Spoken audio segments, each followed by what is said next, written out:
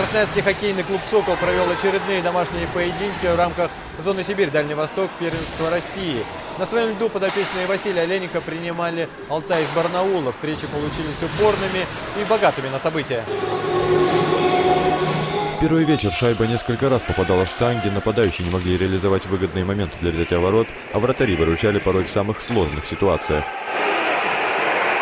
Если в первой встрече удача в концовке сопутствовала гостям, которые победили 3-2, то во второй красноярцы не дали усомниться в собственном превосходстве.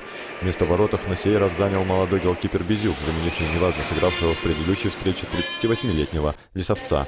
И эта рокировка оправдалась сполна, лишь однажды вратарь не смог отразить бросок барнаульцев. Удалось, не знаю, уверенно сыграть в обороне, наверное. Вовремя забить в начале периода первого. «Сокол» играл этот вечер быстрее и, главное, грамотнее соперника. В итоге около 500 болельщиков дождались от своих любимцев уверенной победы со счетом 3-1. В очередном матче отличился Егор Безруких, который на сегодня является одним из лучших снайперов клуба. На сборах работал, хотел добиться места в составе, и я его сейчас хочу оправдать, что тренер доверил мне. Опасные моменты были, создали они. Костя молодец, поддержал нас. Забили свое и выстояли.